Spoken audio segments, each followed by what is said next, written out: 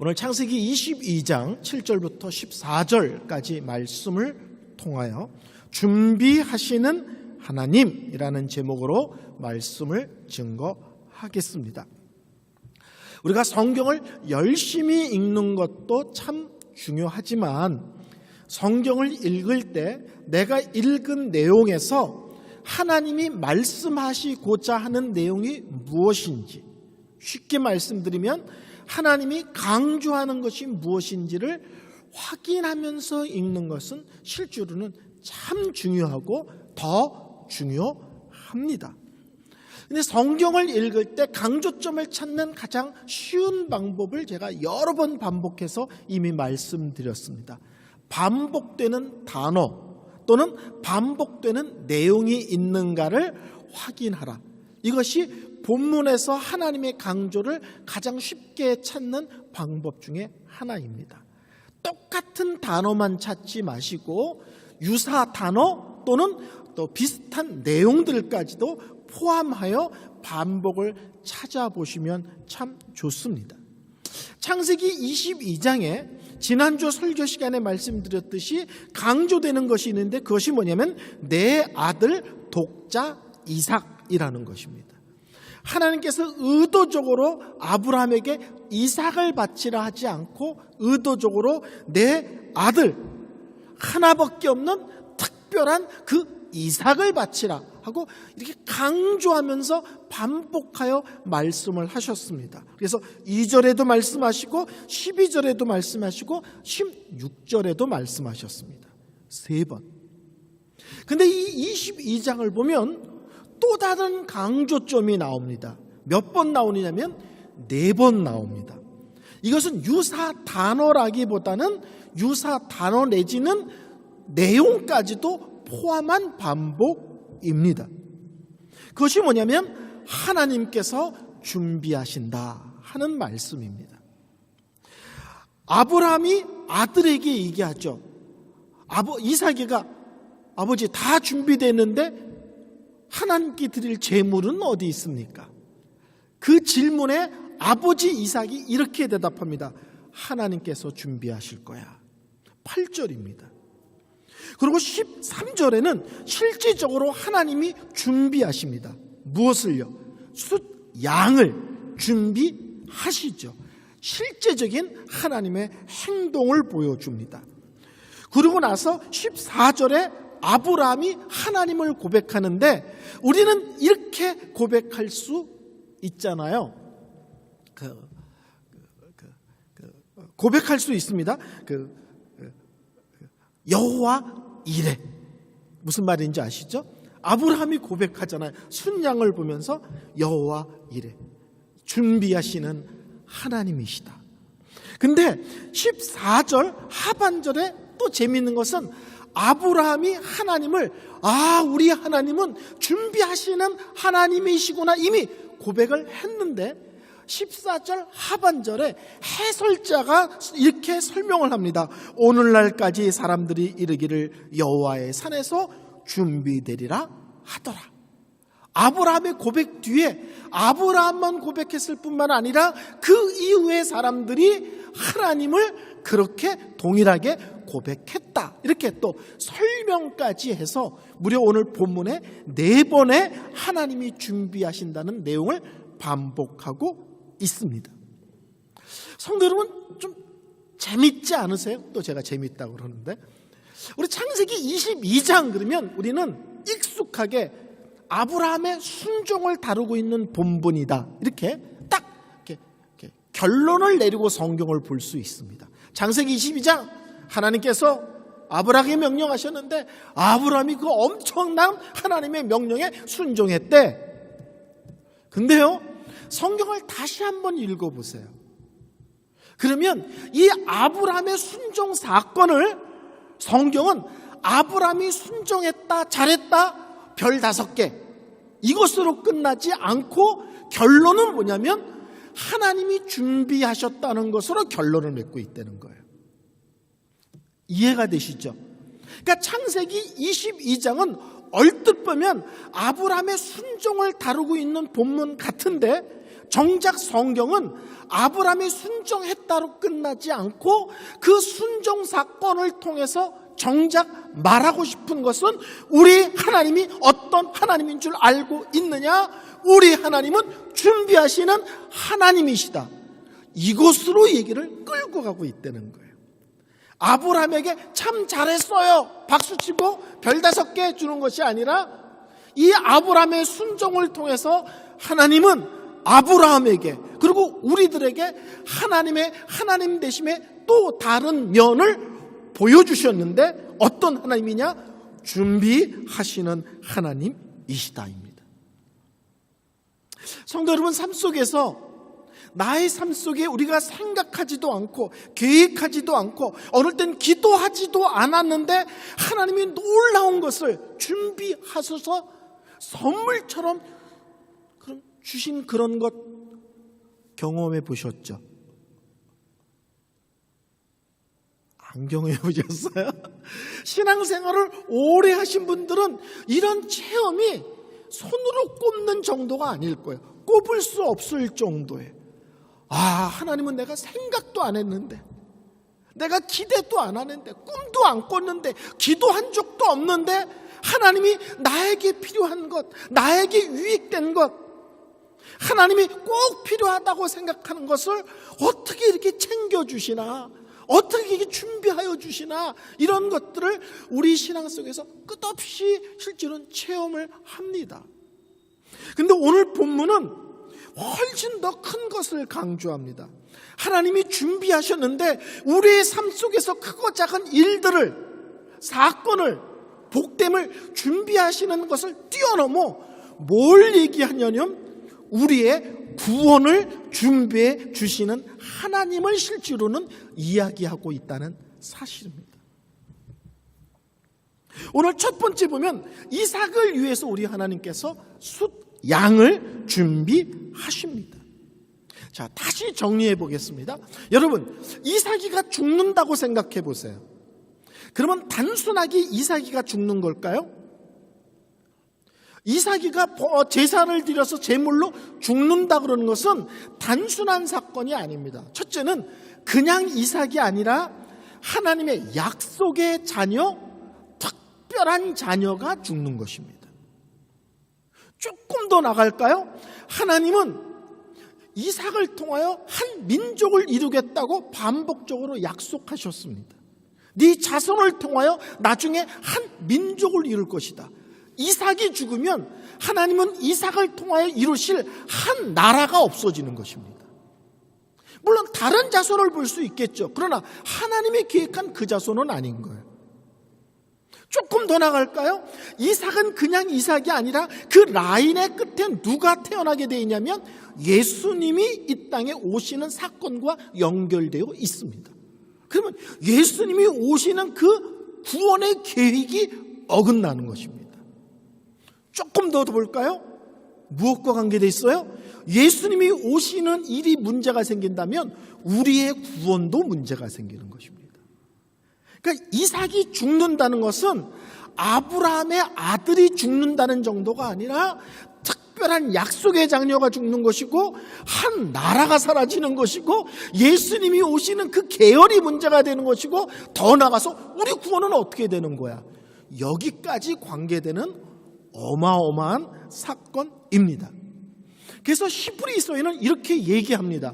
아브라함은 부활신앙을 가졌다. 이 아들은 하나님이 죽여서 바치라고 했지만 절대 죽거나 사라질 수 있는 존재가 아니다. 왜? 이 어마어마한 계획의 맨 끝자리에 이삭이 걸려 있는 거예요. 맨 윗자리에. 이해가 되시죠? 그러므로 아브라함은 부활신앙을 가졌다. 죽는다 할지라도 이 이삭은 어떤 식이든지 하나님이 살려내서 하나님의 구원의 일들과 놀라운 계획들을 펼쳐내고야 마실 것이다. 그래서 이 창세기 22장을 보면 이렇게 얘기합니다. 5절에 우리가 가서 예배하고 우리가 너희에게로 돌아오리라. 갔다가 원래대로 하면 아브라함 혼자만 와야 되잖아요. 이삭이 죽은 거니까. 근데 아브라함은 이렇게 고백합니다. 갔다가 우리가 돌아오리라. 우리는 뭐예요? 아브라함과 이삭이 돌아오리라라고 고백을 하고 있다는 사실입니다. 자, 조금 더 들어가 볼까요? 성도 여러분, 1차 독자라는 표현 기억하시나요? 우리가 성경을 읽거나 큐티할 때 조심해야 될 것은 맨 처음에 이 본문을 주어진 사람은 내가 아니라는 거예요. 어떤 믿음의 공동체가 있습니다. 빌립보서는 빌립보 교회 성도들이 1차 독자죠. 먼저 그들의 문제에 대한 답으로 주신 말씀을 읽은 거예요. 골로새 교회는 골로새 교회에 주신 거예요. 그들이 1차 독자입니다. 창세기의 1차 독자는 누구예요? 창세기, 출애굽기, 레위기, 민수기, 신명기 이 5권은 모세 오경이라고 해서 모세가 썼습니다. 그렇다면 이 창세기는 누가 1차 독자냐? 이스라엘 백성이요 라고 말해도 되지만 정확히 말하면 광야에 있는 이스라엘 백성입니다. 그렇다면 이 창세기를 처음 읽은 이스라엘 백성들이 아브라함 사건을 읽을 때 뭐가 확 떠오를까요? 광야에 있는 이스라엘 백성들이 아브라함 사건, 양을 이삭 대신 바친 사건을 읽을 때 뭐가 탁 떠올까요? 저는 분명히 출애굽기에 그 어린 양이 떠오를 거라고 생각을 합니다. 6월절 어린 양. 광야에 있는 이스라엘 백성들은 출애굽해서 광야에 살고 있는 거잖아요. 얼마 전에 애굽에서 나올 때 어떻게 해서 나왔어요? 6월절 어린 양을 잡아 그 피를 바름으로 죽음의 사자가 넘어가고 극적으로 애굽에서 구원받아 가나안으로 가고 있잖아요. 그러니까 그들은 이 이삭 대신에 하나님의 순양을 준비하셨고 순양을 하나님께 제물로 드리고 예배를 대신 이삭을 대신했다는 이 사건을 읽으면 그들은 번뜩 첫 번째 떠오르는 것이 6월절 어린 양일 것입니다. 쉽게 말하면 우리 하나님은 이삭을 위해서 순양을 준비하시고 출애굽을 위해서 그들의 문설주의 발을 양을 준비하게 하신 하나님은 우리를 위해서 궁극적으로는 예수님을 준비하시는 하나님이라는 사실을 연결시켜 설명하고 있는 것입니다. 그러니까 성경은 하나님이 우리 삶 속에서 많은 것을 준비하시며 주시지만 최고의 준비된, 가장 큰 준비된 것은 뭐냐? 구원자 예수님을 이 땅에 보내신 사실입니다. 자, 사사시대로 좀 가볼까요? 성도 여러분들이 사사기를 읽어보면 사사기는 끝부분에 똑같은 말씀이 반복됨으로 끝나고 있습니다. 그 사사기에 반복되는 내용은 뭐냐면 그때에 이스라엘의 왕이 없으므로 사람이 각각 자기의 소견에 옳은 대로 행하였다. 사사기의 끝부분은 똑같은 말씀이 여러 번 반복돼요. 근데 그 말이 뭐냐면 이스라엘의 문제가 많아. 왜 문제가 많은데요? 왕이 없어가지고 사람들이 그냥 다 자기 생각, 자기 욕심, 자기 주장들은 막 해버려. 왕이 없으므로. 이러고 사사기가 끝나요. 그런 다음에 사사기 다음 성경이 룻기입니다. 근데 성도 여러분 알고 계시나요? 룻기가 사사시대의 이야기입니다. 룻기가 사사시대의 얘기예요. 근데 얼떨 읽으면 며느리 나오미와 며느리 룻 이야기인 것처럼 읽혀져요. 근데 이 룻기는 어떻게 끝나냐면 이렇게 끝납니다. 보아스와 룻 사이에 오벳이 태어났다. 보아스와 룻 사이에 오벳이라는 사람이 태어나는데 이 오벳은 다윗의 아버지 이새를 낳았다. 그리고 이 이새는 다윗을 낳았다. 이렇게 설명을 해요. 그리고 룻기가 딱 끝나요. 사사기의 문제는 뭐냐? 왕이 없어서 문제가 수습이 안 돼. 엉망진창이야 이스라엘이. 그리고 사사기가 끝난 게 아니라 룻기를 통해서 하나님은 그 혼란의 시대에 이스라엘의 가장 위대한 임금 다윗을 준비하고 계신 하나님이란 사실을 제시하고 있다는 거예요. 문제가 만화로 끝나지 않고 룻기에 롯과 보아스의 사랑 얘기 같고 나오미와 룻의 며느리와 시어머니 얘기 같은데 그 끝을 보니까 이게 다윗을 준비하고 계신 하나님이십니다. 어떨 보면 왕이 없기 때문에 문제가 됐기 때문에 다윗이라는 위대한 임금을 준비하셨다는 얘기같이 들리지만 더 크게 보면 아브라함 계열에서 그 다음에 끝에 누가 태어나요? 다윗이 태어나고 그 계열에서 예수님이 태어나고 그 끝에 다 우리들이 매달려 있는 거예요. 그러니까 또 뭐예요? 다윗 얘기를 하는 것은 결국 예수님 얘기를 하는 거고 실제로는 우리 구원 얘기를 하고 있는 거라는 겁니다. 그러니까 성경은 끊임없이 우리들에게 뭘 얘기하는 거예요? 하나님은 너희들을 위하여 구원을 준비하고 계신 하나님, 구원을 계획하고 계셨던 하나님이라는 사실을 기억하라 이거죠. 자, 예수님을 준비하셨습니다. 우리가 잘 아는 대로 이제 12월이고요. 곧 성탄절이 됩니다. 성경은 예수님을 이렇게 설명합니다. 창세전에 이렇게 설명합니다. 예수님이 이 땅에 갑자기 오신 것이 아니라 하나님은 이 세상에 죄로 말미암아 엉망진창이 될 것을 아시고 창세전에 이 죄 문제를 해결하기 위하여 하나밖에 없는 아들 예수 그리스도를 이 땅에 보내기로 결정하셨고 결심하셨고 계획한 하나님이라는 사실입니다. 여러분, 우리의 구원은요 어마어마한 사건입니다. 창세전부터 준비하여 그것을 나에게 선물로 주신 하나님이세요.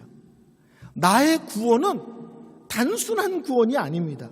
나는 3년 전에 교회 나오고 5년 전에 교회 나왔을 수 있어요. 나는 10년 전에 예수를 믿을 수 있어요. 근데 하나님은 나를 구원하기 위해서 교회에 나와 예수를 믿은 것은 최근이지만 하나님의 계획은 창세전에 나를 구원하시려고 예수 그리스도를 통한 놀라운 구원의 계획을 준비해 놓으셨다가 갈라디아서 4장 4절 말씀을 보면 때가 참에 예수님을 이 땅에 보내시고 때가 되매 나를 불러 이 믿음의 자리에 앉히신 것입니다. 이건 구원받았어요라는 말은 단순하게 교회를 나왔어가 아니라 이 어마어마한 하나님의 계획 속에 내가 포함되어 그 놀라운 물줄기 안에서 흘러가고 있다는 거예요. 그러니까 아브라함이라는 사람의 물줄기 속에 내가 들어가 있고 다윗이라는 사람의 물줄기 속에 내가 들어가 있는데 눈을 더 크게 뜨면 이 세상을 만들기도 전에 계획해놓은 하나님의 구원의 계획이라는 어마어마한 큰 물줄기 속에 내가 흘러가고 있는 것입니다. 그래서 로마서 1장 1절에 이렇게 말하죠. 예수 그리스도의 종 바울은 사도로 부르심을 받아 하나님의 복음을 위하여 택정함을 입었나니. 복음을 설명하는데 다윗은 여러 표현으로 복음을 설명하는데 그중에 대표적인 것이 하나님의 복음이에요. 하나님이 준비하신 복음, 하나님이 계획하신 복음.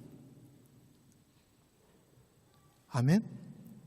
그래서 오늘 우리 본문에서 하나님께서 이삭을 위하여 순양을 준비했다 해서 이삭 대신 순양을 준비했구나 끝나지 마시고 이스라엘 사람들은 이것을 보면 6월절에 어린 양을 기억했을 것이고 그것은 궁극적으로 예수를 설명하고자 하는 그 내용의 물줄기 속에 있음을 알았을 거라는 거예요.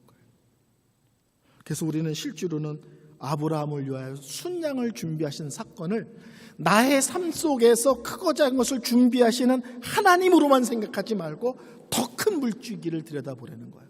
나 같은 죄인을 구원하기 위해서 하나님이 일하셨던 그 구원의 손길과 역사가 얼마나 어마어마하고 놀라운지를 우리가 좀 깊이 있게 눈뜰 필요가 있습니다.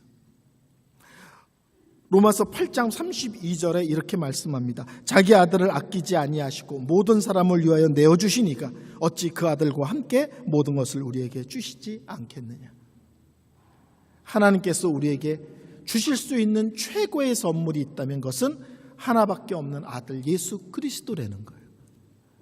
그 귀한 예수 그리스도를 우리를 위하여 기꺼이 내어주신 하나님께서 다른 것을 안 줄 리가 있겠느냐, 다른 것은 아깝다 할 리가 있겠느냐, 이렇게 말씀합니다.